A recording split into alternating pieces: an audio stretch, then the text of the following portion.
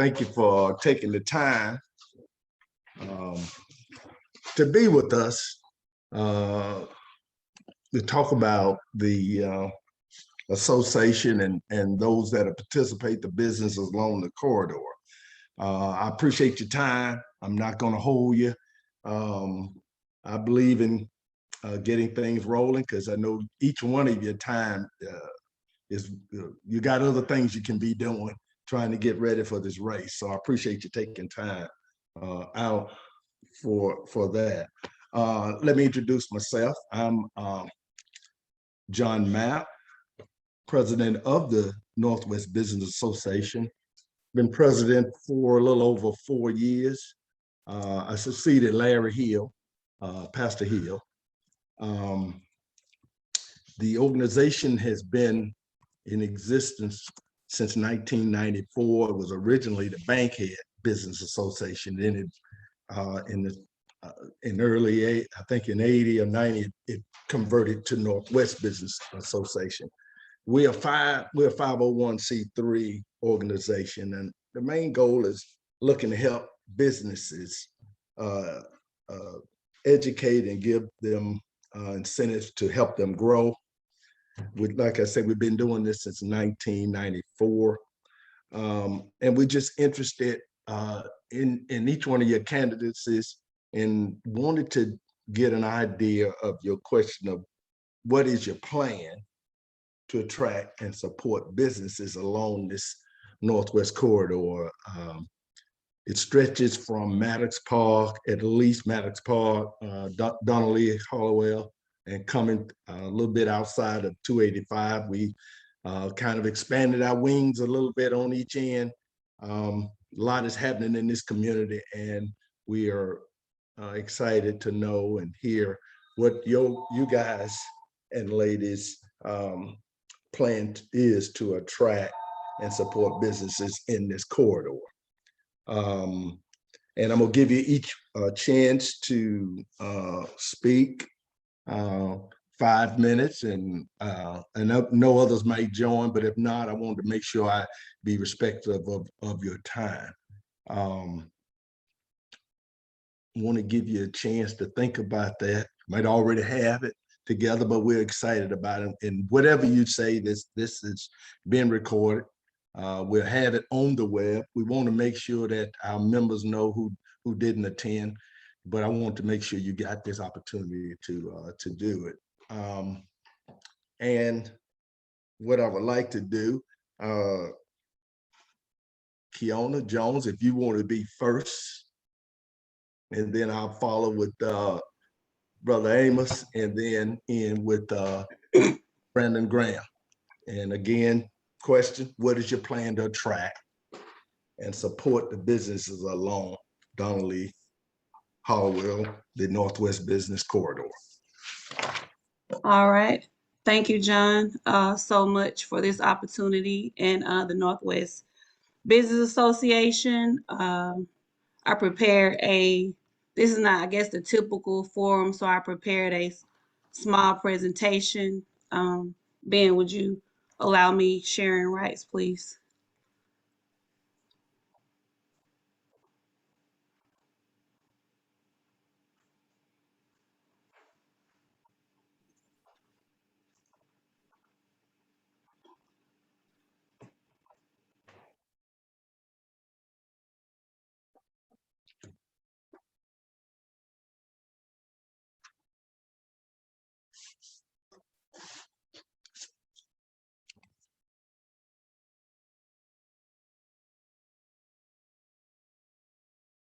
She good, Ben?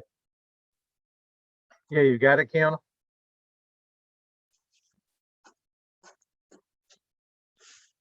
Hold on one second.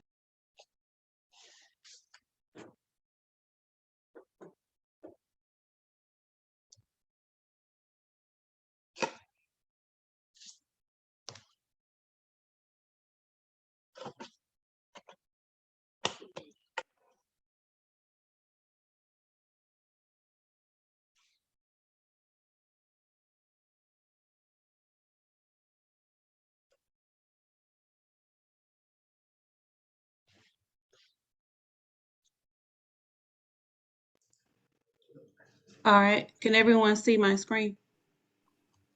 Yes. Yes. All right. Initially, I would call it the business inclusion in District 3. My name is Kiana Jones, and I'm a candidate for Atlanta City Council. My presentation or plan would consist of a four-prong approach, which one being safety, two being technical support, three being business expo, and three being a D3 business network. Safety would consist of the first thing would be to, like we're doing now, putting our boots on the ground and anybody that I meet or I come in contact with, the first thing I said that has a business, I say, well, are you a part of the Northwest Business Association? So I always invite and encourage people to join. And the second thing would just basic safety. If you see something, say something. And within our meetings, I've invited the police and sheriff's department to, just come and share with us quarterly. Someone from Sheriff Labatt's office and also, I can't think of his name, Major Collier. We would use safety precautions, just basic stuff, locking your doors, hire security, install cameras, travel in pairs, communicate, and also connect with your NPU and just use basic common sense. The last thing would be is, the next thing would be is technical support. Connect these businesses with Invest Atlanta, who's a investment arm of our city, local lending institutions such as ACE Financial, et cetera. Create a toolbox for them of marketing, branding, social media, and I won't go through them all because we only have 5 minutes. Website, CPAs, lawyer, banker, business name, insurance, licensing, plans, how to apply for government contracts and RFPs. And if their business is for profit or nonprofit, we can offer guidance. And if it's the type of business that needs accreditation or certification, if applicable, we have the ability to support them with that. And also, just how's business operating during COVID-19? The Business Expo would be an annual expo at the World Congress Center because businesses like to show off and showcase. And we could invite businesses throughout D3 and the businesses within the NWBA radius.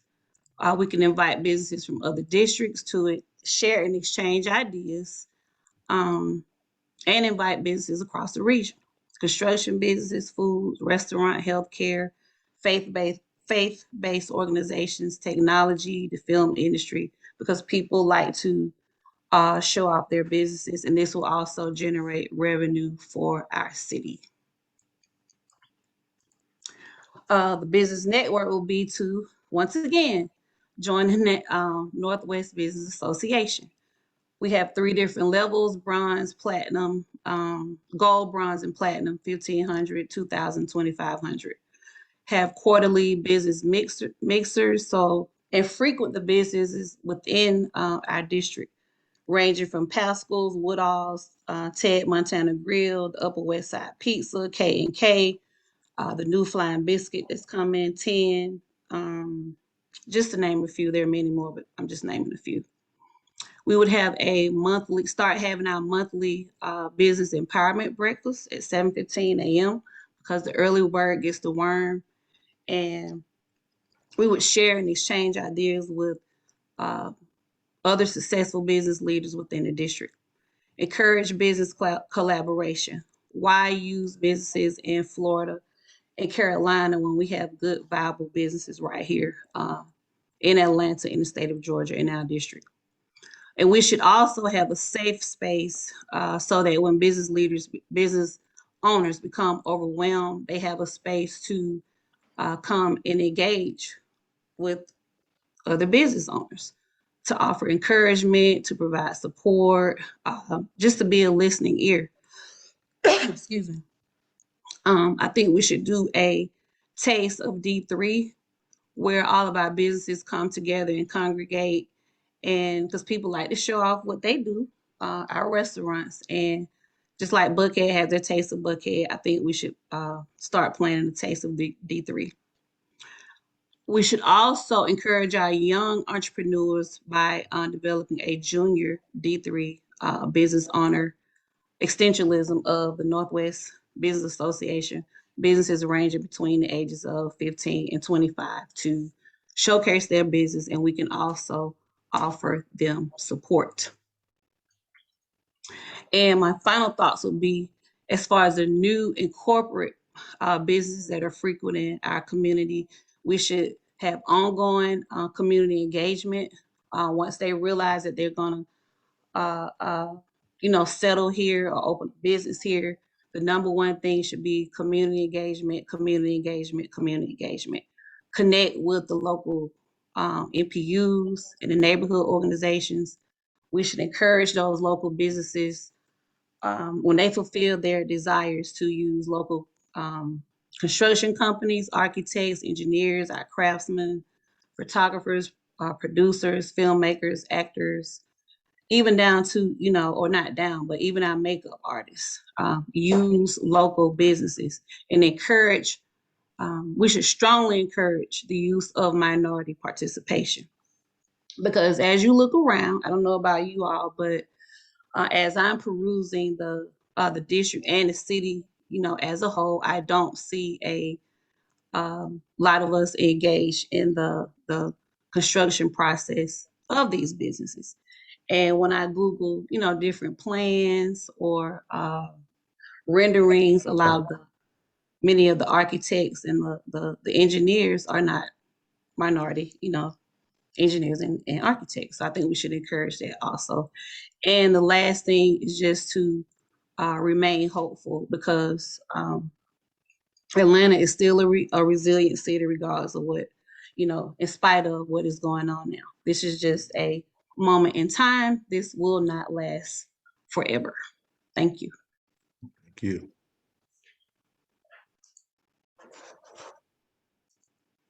Mr. Amos, when you're ready, you can go. Oh, I am ready.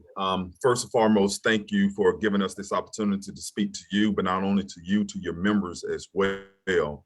My plan to introduce more business to the corridor is simple. First of all, before we can talk about bringing more business to the corridor, we must honor and respect the businesses that are already there. There are so many business associations in this small district: Northwest Business Alliance, Northwest Business Association, ML King Merchant Association, Ashby Street ML King Merchant Association, and the district is only so big. So the first thing I would do once I take office, I have said it before, is to create the small business liaison. Make no mistake about it, I will be your advocate on council, but this person's sole job is to work with you directly, the small business owners in the district, to ensure that you have the technical skills and advice and the things you need to make your business more profitable. That's the only job that person will have. And then the next thing will be to actually pull us together in one meeting, to actually see what we need, not only as businesses, but also to provide what you need as far as customers to the business as well. So now we talk about certain things, public safety. Inside my public safety plan, I talk about community policing, where I would like to put an extra beat officer in each beat. Yes, it will cost more money, but I think we can do it. But that extra beat office purpose will be to get to know the community, the business owners, the clergy, the children, and do true community policing. Because now the police that we have in one beat is going from 911 call to 911 call. So after that person for a certain period of time do community policing, we will swap them out. So now hopefully we will end up with 2 officers that will know true community policing, know the business owners, and things of that nature as well.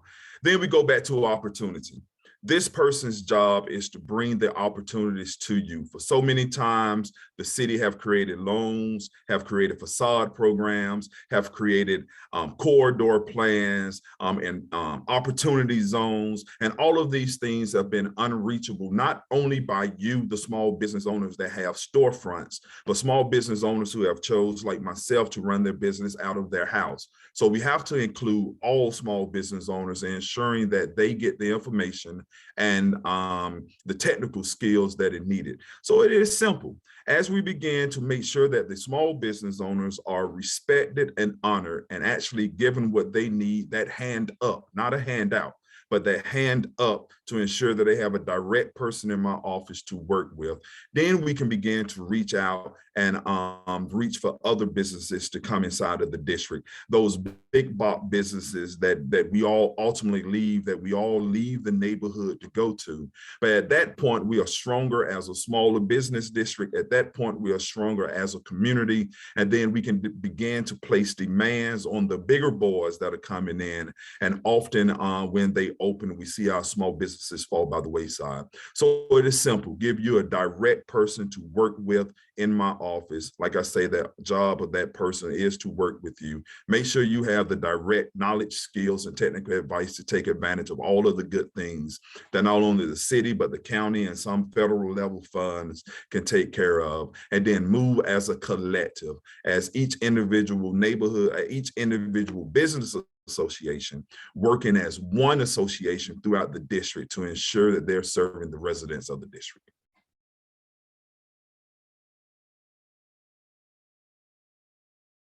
You're muted, sir. Mr. Mapp, you're muted.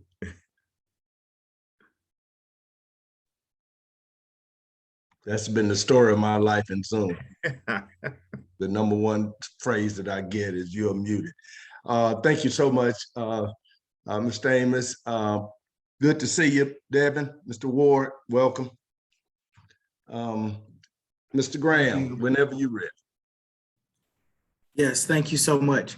As a full-time business owner myself, since 2015, leaving education, our plight of business and our economic development within District 3 is in a maturing place. And so as we continue to grow, we have to have the proper legislation, the proper implementation and enforcement, and alongside the proper network of developers that are coming into the district or already here as it pertains to community and business agreements of how we develop.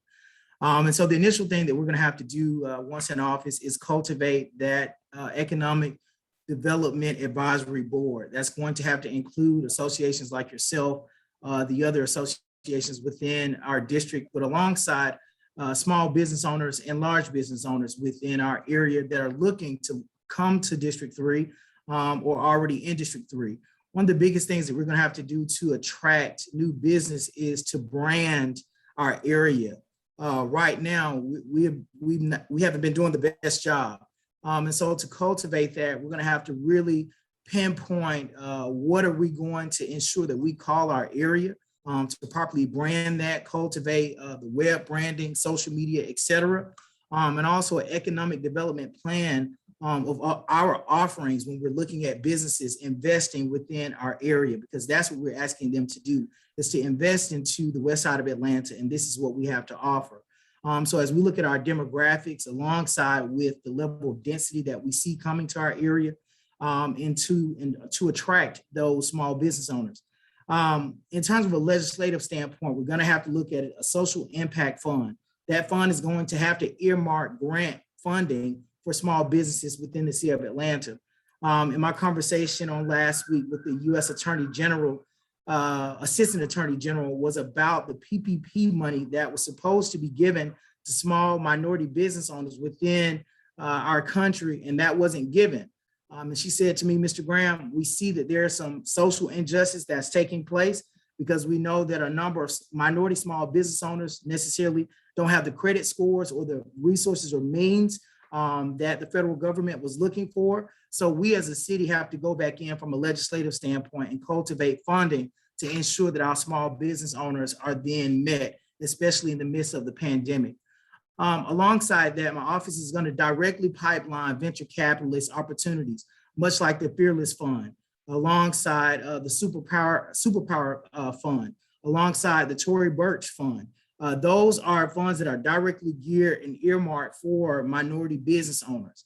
And that way we can ensure that we're putting direct money in their pockets. One of the biggest things that we face within our area, that we have legacy business owners that don't have the acumen to go through the process within Invest Atlanta. So what we're going to have to do is put money on the books to increase the number of business resource officers within Invest Atlanta that can then assist more of our legacy business owner through that process. The money is there, but guess what? We're not getting the money because a lot of us are saying that the process is too arduous, it's too cumbersome, and that some of the documentation that is being requested, that I just don't know how to go about getting that and completing that. Alongside that, as we look at our business economic development, that goes directly parallel with our real estate development in the area. We have to be very intentional and purposeful as we talk to developers, i.e. Steve Brock, other major developers that are coming into the area, about what small business development looks like. Cultivating an intentional and purposeful plan as we bring in more restaurants. We're lacking as it pertains to sit-down, family-oriented restaurants within District 3. Now, we know that we see that in Atlantic Station, we see that in Howell Mill. However, I live off of H.E. Homes, and the only places that I can go are drive-throughs. But we want to ensure that our families have an essence of equity within our area, but that means we have to be purposeful. One of the biggest conversations that has been had as it pertains to larger franchises investing within the district is that they don't see the numbers. They don't see where the money is as it pertains to our area. Mr. Reginald Prince that owns the Zaxby's right there in Vine City said that, Mr. Graham, I'm willing to be in those meetings as we attempt to negotiate and also incentivize other large franchisee businesses to come into District 3 in terms of cultivating brands and opportunities for families to sit and eat. And so we're going to have to be a whole lot more purposeful and intentional as we develop and cultivate opportunities for economic development within our area. Number one, that advisory board. Number two, we have to give more tangible information to business owners as it pertains to gaining funding. And so the money that I've been able to gain, that was through my knowledge and information. I'm willing to share that throughout the district and have shared that to small business owners and minority business owners. However, some of them don't have the acumen to go and complete that process. We're going to have to tap into more nonprofit organizations that are specifically targeting minority and lower income business owners to assist them with processes such as these. That's going to see a direct correlation in the change of behaviorism as pertains to funding and resources and access to capital. The last thing that we're going to look at is procurement. Procurement as pertains to the city of Atlanta. We have to cultivate a real certification opportunity for small and minority business owners through Invest Atlanta that then pipeline to our major corporations throughout the city. So what we want to be able to say to Microsoft is, hey, utilize this cohort of certified businesses via Invest Atlanta. Allow them to supply chain some of the components that you need within your business. That's going to be a direct earmark as pertains to funding and a line of money coming in for those businesses. If we're going to hold on to our legacy business owners, as some of my colleagues have mentioned, these are the direct additives that we have to do. Thank you so much. Any questions?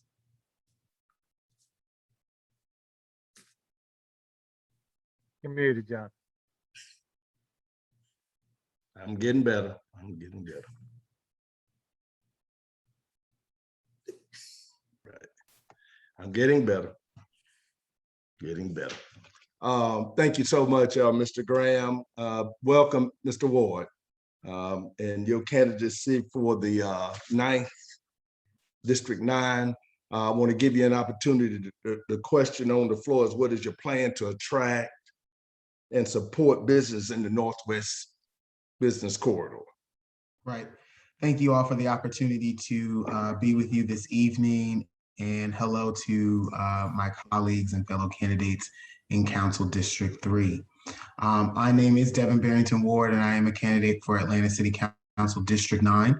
I'm going to do a screen share to my website, but prior to doing that, I'd like to address a few things before we get into my platform, but my platform, I believe, will address the broader question on the table, which is how we bring businesses to the Northwest corridor of the city of Atlanta. A couple of things. One, the city of Atlanta needs to do a much better job in the ways that we incentivize business here. We are perpetually incentivizing large corporations that do not have ties to the city of Atlanta, that have difficulties maintaining and achieving diversity goals that's reflective of the city of Atlanta, and that have been harmful to residents in the city of Atlanta. I am not a believer that we should be pouring in hundreds of millions of dollars in tax incentives for buildings like in Midtown, where we just earmarked $57 million to the Fulton County Development Authority and tax incentives. But we don't see that type of investment and that type of incentivization in Northwest Atlanta. As a member of council, I will not vote to support tax incentives that do not directly benefit the residents of District 9. In addition to that, when large businesses do come to Council District 9, they need to be good neighbors. Being a good neighbor means that you're good to the people who live there, but you're also good to the businesses that have been sustaining and holding down the area before they got there. So for example, Microsoft is going to impact all of Northwest Atlanta, but it is in the heart of Council District 9. It's imperative that we have robust community benefits agreements, community benefits agreement that requires that they do business, as Mr. Graham had spoken about, that they do business with certified businesses from our area, that they are getting all of their needs from whether it's construction, whether it's landscaping, building maintenance, and other issues or things that their business will need, that they are getting those business needs met by businesses from Council District 9 and the broader Northwest community. If they are not willing to do that, I'm unwilling to even have any conversations about any tax incentives or tax breaks for them to develop on land that we know is profitable. In addition to that, there needs to be a part of those community benefits agreements needs to be robust training goals. So for businesses that need that technical assistance, for businesses that need that increased capacity building assistance, Microsoft should be more than willing to offer that because they're Microsoft. They made the computer. None of this, even this Zoom conversation would not even be possible if it wasn't for the innovation of Microsoft. So I actually don't want to hear that that's not possible. It is possible for them to do that. And they should be doing that because that is good corporate citizenship. But how that benefits folks is benefiting businesses in the Northwest Atlanta area that need that technical assistance, that need that increased capacity building assistance. But also we need to focus on young people as well. We should have a robust training goal where Microsoft is agreeing to train at least 500, 600, 700 students each year from our community so that they can eventually work jobs or start businesses that can supply services to Microsoft. So that way we can no longer use the excuse, well, the talent just isn't there in order to do business with folks directly from the community. So I believe I can do screen share. Yes, I can. And so I'm gonna just run through a few things. All right. So if you go to my website, wakeupatl.org or devonforatlanta.com, you will see on the issues tab where I'm very clear on what the legislation that is that I will introduce. So that way we aren't talking in lofty ideas, but you can hold me accountable to concretes. So you can expect when elected to council that I will introduce legislation that supports tax breaks for companies who promise to consult and contract with small and local women, Black and minority-owned businesses. That is imperative. We have been giving away hundreds of millions of dollars in tax breaks in the city of Atlanta with no requirements and no direct benefits to the communities that need it the most. In addition to that, I will make sure that we support tax breaks that lead to employment of residents from District 9 and across low-income communities from the city of Atlanta. Again, we are the #1 city for income inequality in the country. We cannot support small businesses when the average, particularly in the Northwest corridor, when the average Black household is only making $33,000 a year in the city of Atlanta. What disposable income do they have to support businesses in our area? When we increase the wages and we increase the income and the wealth opportunity for people who are living in Council District 9 and communities across Northwest Atlanta, they will spend their money with businesses that are in the area. So everyone stands to benefit when we actually do the job of starting from grassroots economics and not trickle down economics. You can expect that I will not support legislation that provides tax breaks to developers or corporations that do not illustrate a consistent, equitable, and honest commitment to the communities that they are in. And we are going to be ending tax subsidies that don't benefit existing community members. I'm tired of going to the doors of people in my neighborhood and them talking about development deals like the Gulch, seeing hundreds of millions of dollars of tax revenue go to subsidize a corporate developer, but they're trying to figure out how that actually benefits their community.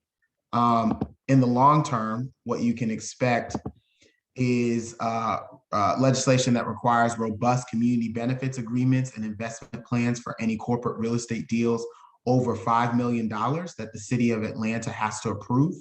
And so I believe that we need community benefits agreements that outline how the community will benefit from these developments. When we don't have that, that's when we see the continued displacement of our people, and we see the continued displacement of small businesses that are oftentimes impacted by the footprint of large businesses when they come to our community. We also need to be lowering housing costs by increasing taxes on corporate property. Corporate properties are greatly undervalued here in the city of Atlanta. We did make some efforts as far as increasing the rate of our impact fees, because we were using impact fee models that were greatly outdated. And so we were leaving hundreds of millions of dollars on the table. But the other piece of that is making sure that corporate property is actually assessed at the appropriate levels, because when we have the resources that we need as a city, we can incentivize and invest more in communities that need it, communities that haven't been invested in quite some time. In addition to that, I would like to create a job and entrepreneurship program that will guarantee every young person living in the city of Atlanta a job or a contract with the city of Atlanta. And so one example of this would be establishing a youth vendor training initiative for the water boys. I don't believe that jails and arrest is how you deal with the issues of the water boys. How you deal with those challenges that we have from some of our residents have brought up about the behavior of the water boys on the corner is that we actually create youth vendor training initiatives where we pay them to learn how to be a business owner here in the city of Atlanta, how they can get on the ground floor of entrepreneurship and expand their business acumen from just selling water and goods on the corner to actually having contracts with large sporting event facilities and entertainment venues so that they can increase the profit that they're making. I think it was very disappointing that we saw that the response to water boys last year was arrest, was police, was jails, instead of encouraging folks in the business community to teach these young people the fundamentals of business. That is something that I will codify into law and make sure that the resources are there to do that. But in addition to that, this is also an opportunity to expose them to other business opportunities within the city of Atlanta, particularly how they could be doing business with the city of Atlanta, the city that they live in. And so I would make sure that we have a robust initiative and jobs program. And I believe Northwest Atlanta corridor can serve as ground zero for that type of initiative. So I will end it there. There is one other piece that I did not get to mention, but you can see on my website. We in Georgia, we do have a robust opportunity for the cannabis industry. Right now, medical cannabis is legal here in the state of Georgia. The state has already given out a few licenses. There will be more licenses that will be given as demand increases in the future. The cannabis industry is a $24 billion industry nationally that only 3% of people of color and women represent in that industry. But we oftentimes see that they are over-reflected in the population of people who are impacted by the criminal legal system and the war on drugs. I believe that the city of Atlanta, through a partnership with Invest Atlanta, should start a cannabis co-op program that actually targets folks who are still engaged or have been engaged in street level drug sales, and actually take them away from the street and teach them the fundamentals of the cannabis industry. So that way we can kill two birds with one stone, where we aren't having folks engaging in potentially violent drug sales on our street corners. And we are introducing people to a new legal industry that we should most certainly be encouraging folks to participate in, particularly given the municipal benefits that can be offered through the cannabis industry. But in addition to that, there are so many other businesses that are connected to the cannabis industry that people in Council District 9 in Northwest Atlanta should have the opportunity to be exposed to. And so that is my out-of-the-box innovative approach to business development here in the city of Atlanta and the Northwest Corridor. And I'm hopeful that with the support of people in this area and in this room, that I'll be able to work with folks on council to actually get that done starting in 2022. Thank you. Thank you. I did see, did I see Erica on? Yeah, Erica, how you Yes. doing? Hey, Mr. Mapp. I'm good. How are you? All right, we are taking the opportunity. I'm asking 5 minutes just to answer one question. What is your plan to attract and support businesses in the Northwest Business Corridor? Great question, and thank you for having me. And thank y'all for your patience. I was running a little late from another commitment, but it's important to me to be here and talk with you all. So excuse me for the lateness, but thank you for having me.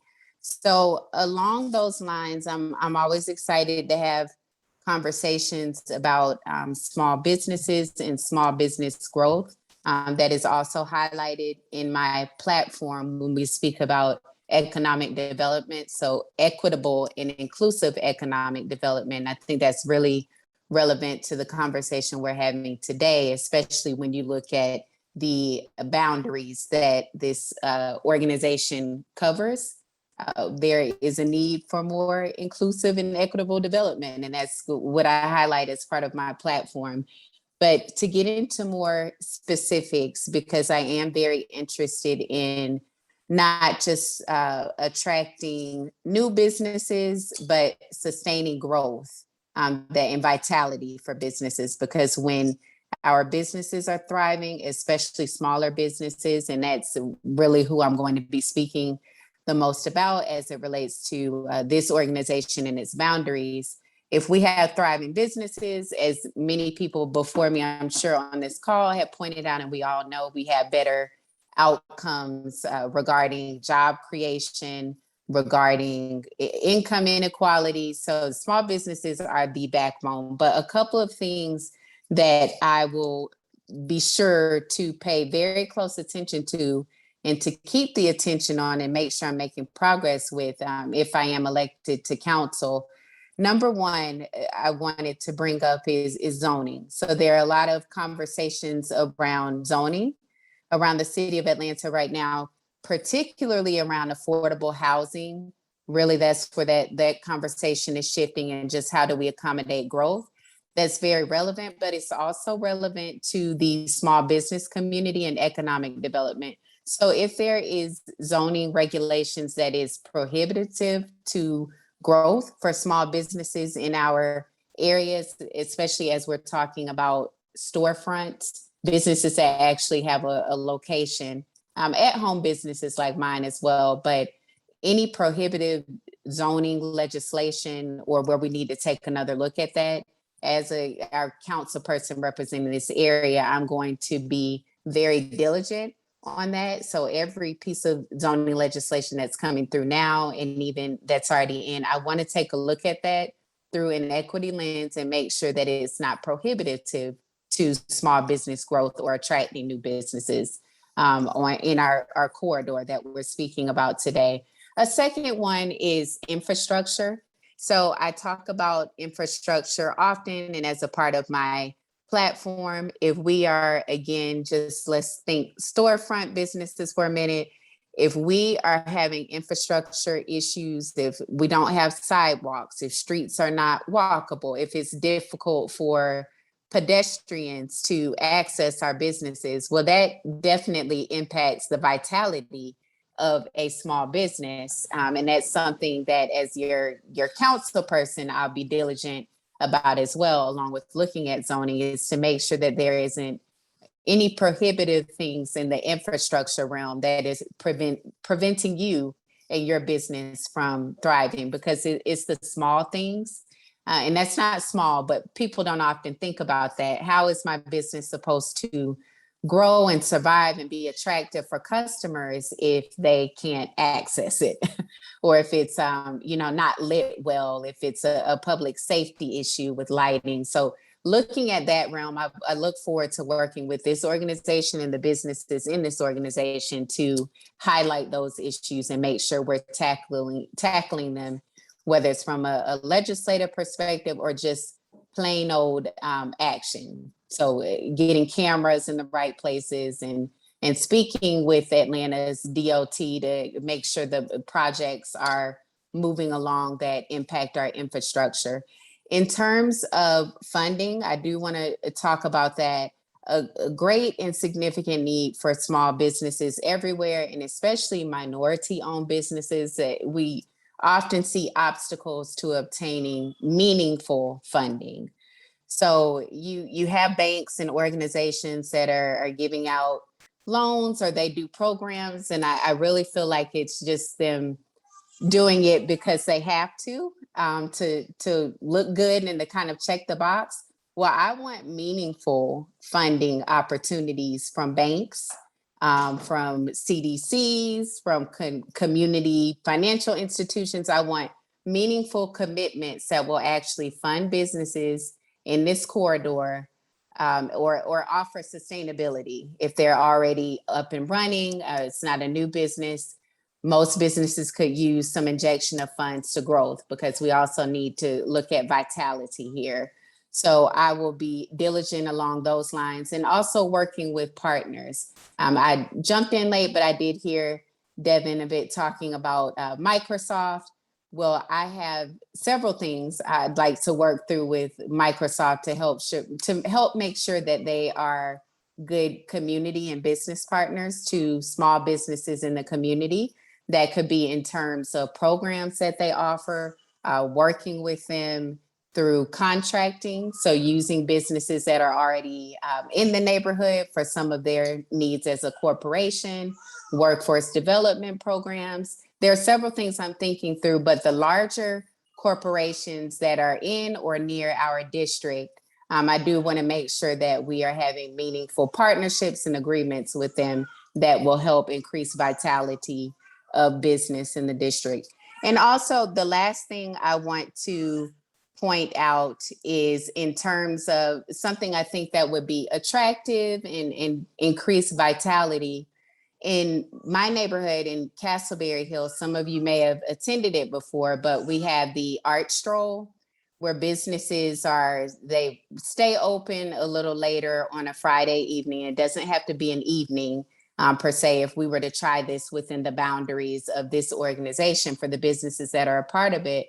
But why not highlight our businesses, make a night, whether it's monthly and it doesn't have to be night either. It could be during the day. It could be a Saturday afternoon, Sunday afternoon.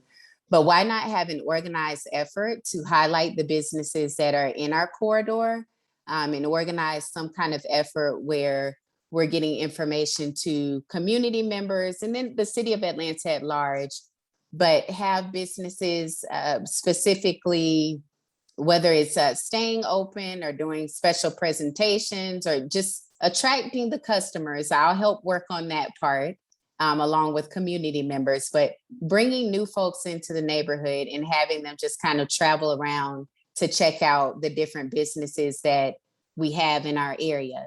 And maybe those businesses may want to offer a special deal or incentive for someone coming by.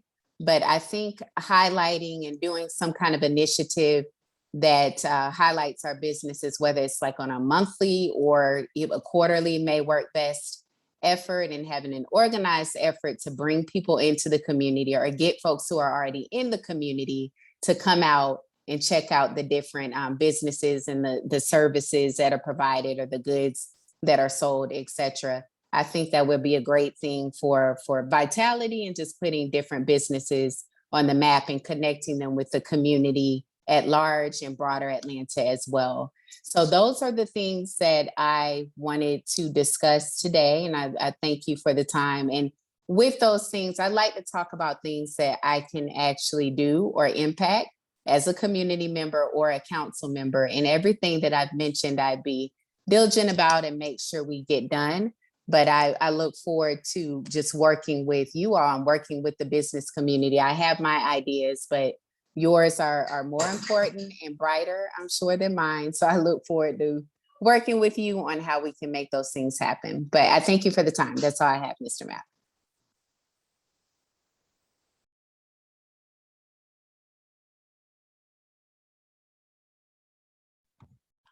Thank you. Thank you all. Let me say that pretty much funding,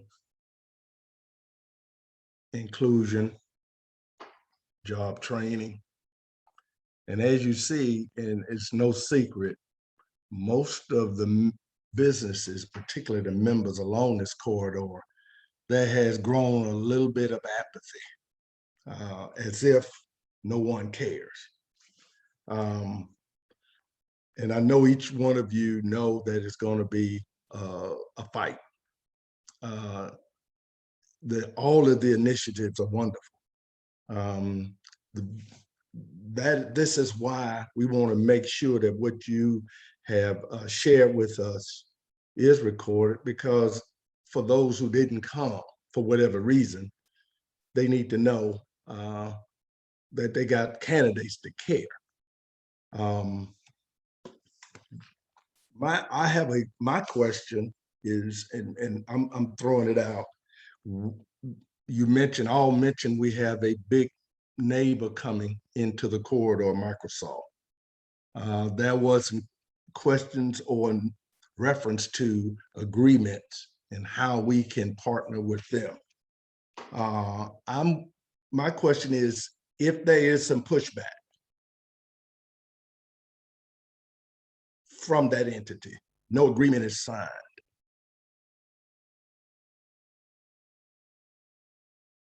a confrontation, a stalemate, and still keep the process moving. And anyone can take, I'm just curious, how would you, being in this corridor, there are some legacy businesses, there are some are more of color than Black. We're getting a lot of different businesses coming in. And if there is a conflict, if you have one of your partners to say, this is not what I'm going to do, how do you see yourself as our council person mitigate that? How would you compromise and still keep it moving? If I'm making any sense for my question. I'll jump in. We know that's a real scenario, and that's something that we look at daily as pertains to economic development in our area.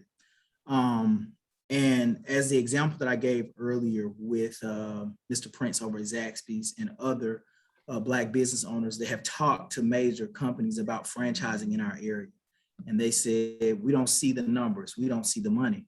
And so what we have to do is look at what the issues are in that conversation, to look at more of what their asks are, to ensure that we have directly on paper what the community asks are.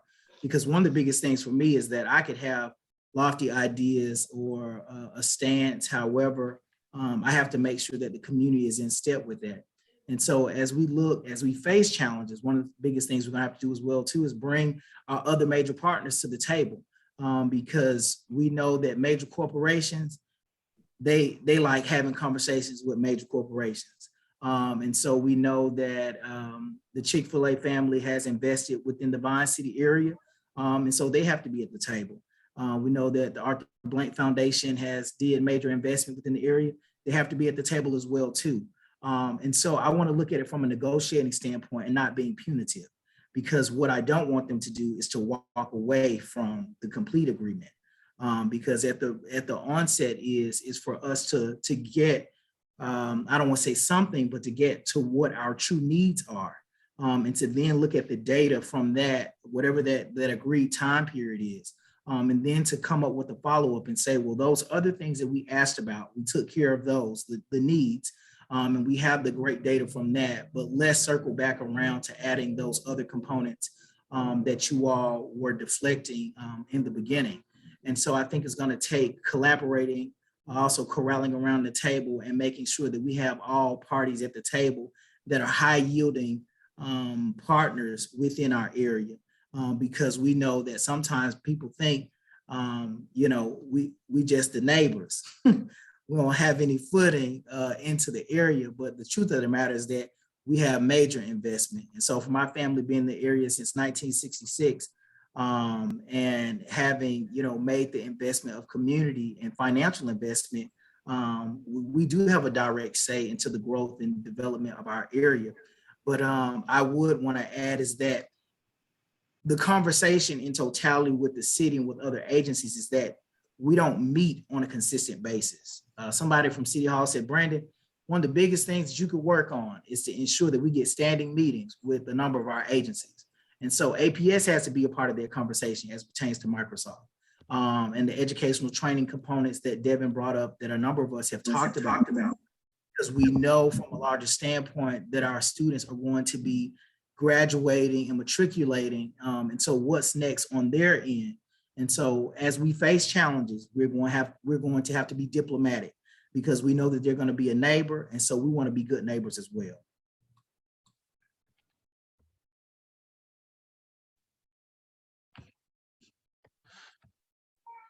Anyone And else? Yes. go ahead, Kiana. No, you can go ahead, Erica. Okay. Yep.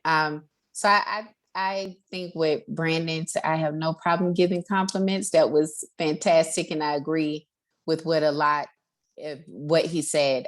Something I'd like to layer on top of that is it's very important, like as we're going through this process now where we're vetting candidates and looking at folks who are running for office. So an important job of the council member that may not be written out specifically is corralling the right people, right, for these agreements, making sure the right folks are at the table and being strategic about things. So I also want to add to that it's also just in addition to what Brandon has already said, picking the right council members and leaders, where we can. So looking for folks who have a heart for the community, that they're going to be at the table and do right for residents and the communities and businesses that are within them, but also looking at their background. How do they handle, or how have they handled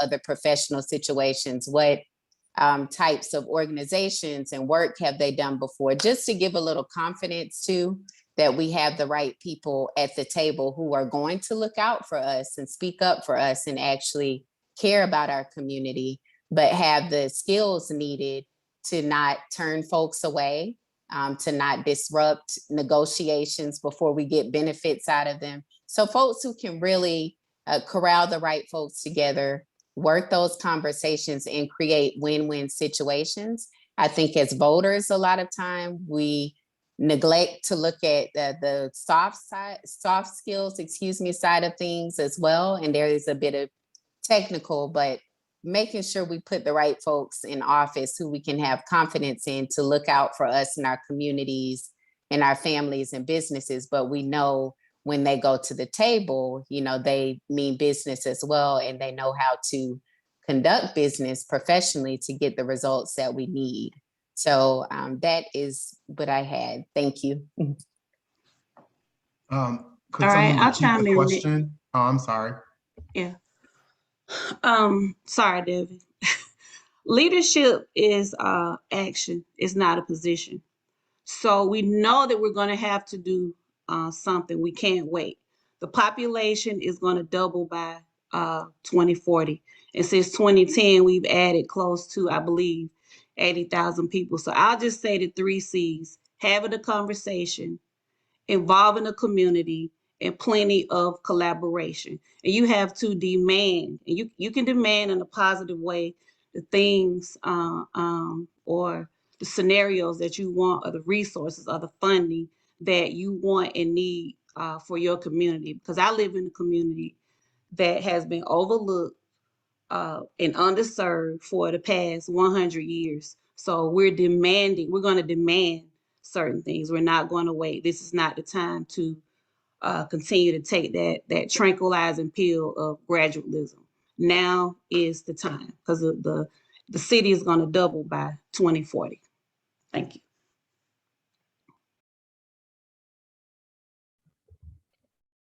Mr. Matt, would you repeat the question?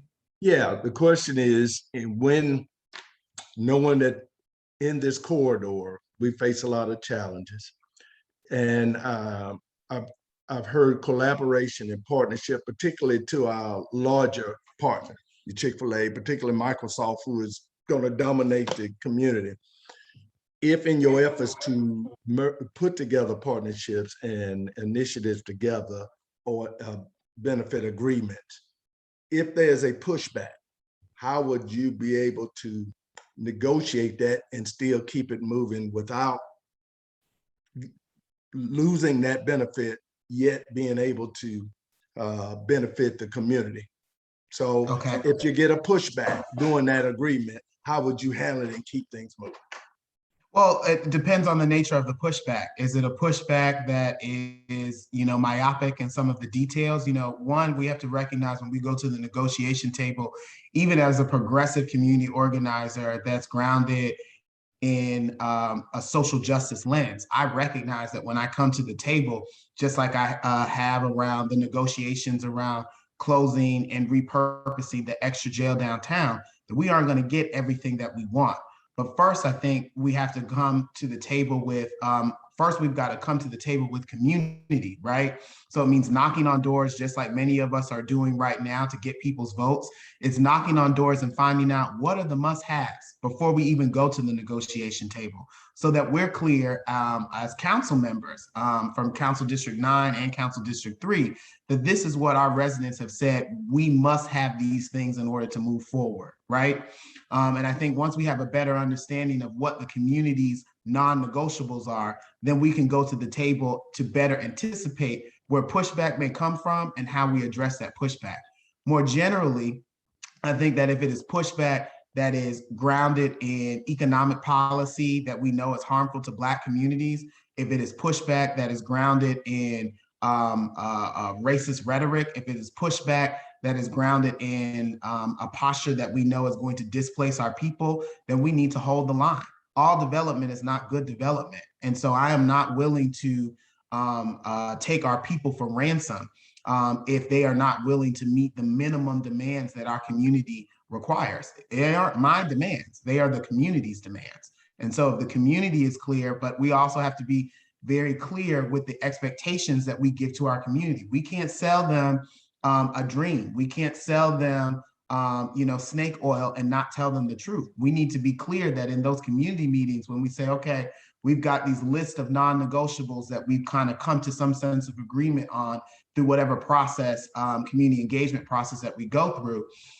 Let's be clear, community, we can go to the table. We may not get these things, and I'm going to give it to my neighbors to be clear that we may have to walk away from this. Are you comfortable? And then talking through those conversations. So that way, if we do have to walk away from something, it's clear that the community recognized that this was not a good deal for us. We don't go into negotiations with a gun held to our hand.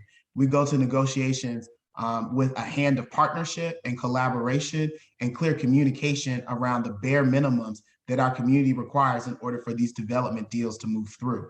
That has been my posture. I have a history of doing that. Folks can look at my work as an appointee to the Mayor's Task Force to reimagine the Atlanta City Detention Center, how I worked with all partners from folks in the judiciary, folks in the district attorney's office, the solicitor's office, the police department, clergy, community members, and civic groups and businesses that are directly impacted in the South Downtown area around the extra jail, around how we came to some conclusions on what the pathway forward was.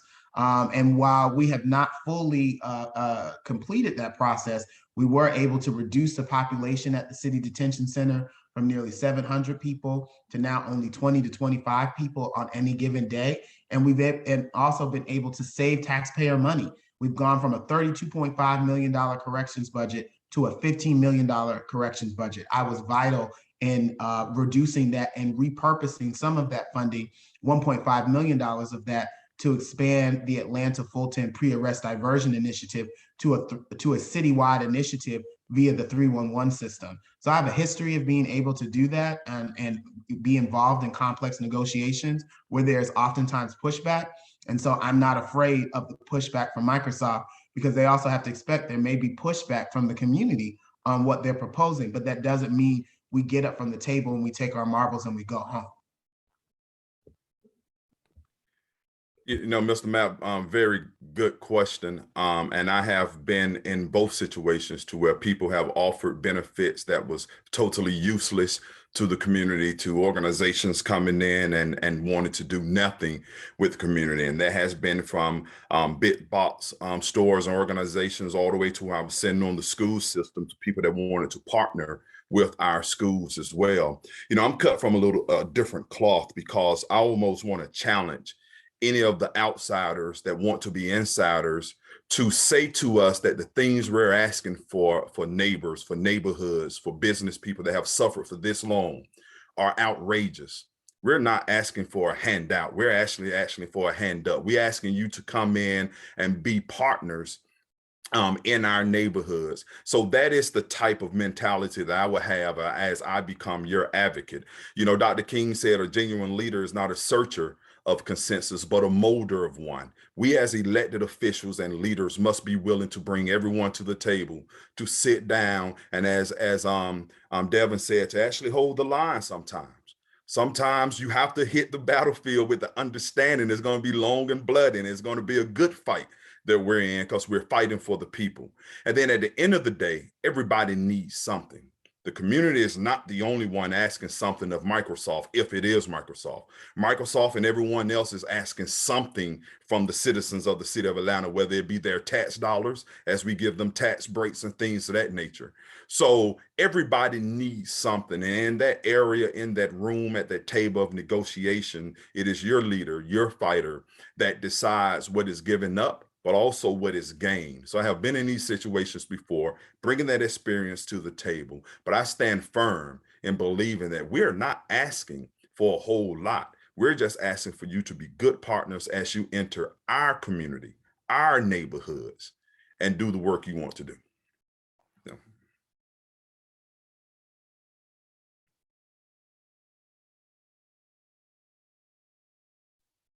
Yeah, Gail, do you have a question?